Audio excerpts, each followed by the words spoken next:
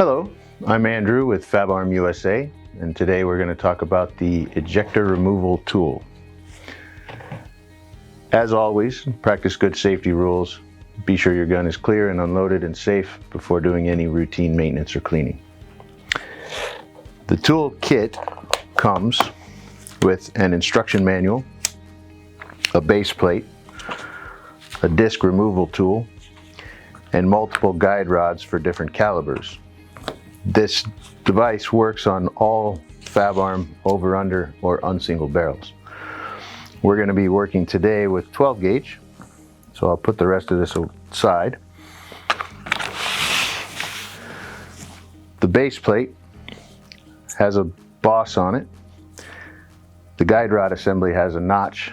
We want to align those two together, slide the components together, and then they will snap together, becoming one unit.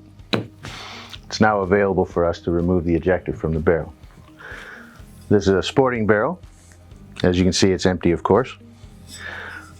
Aligning the barrel chambers onto the guide rods, the ejector strikes the boss.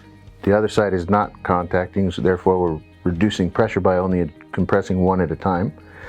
As we compress the ejector, using the disc removal tool, which is a threaded stem on it, we're going to thread into the disc,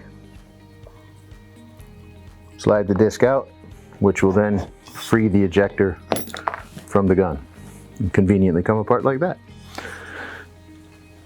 Now that that's removed, we can facilitate any cleaning or lubrication that needs done. Once all the cleaning and lubrication is complete, then we're going to reinstall the spring, reinstall the plunger, reinstall the ejector,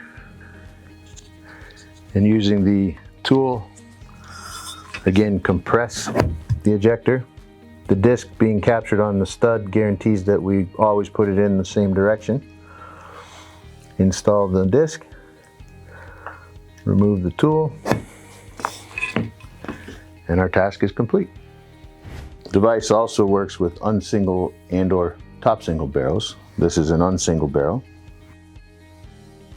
We will align the chamber onto the guide rod, compressing the ejector against the block.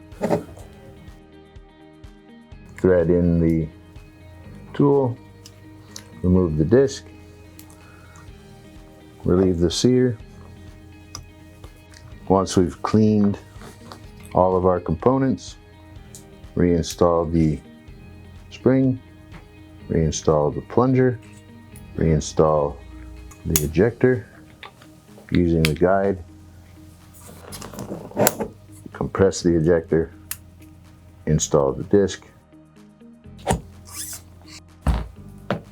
Task complete.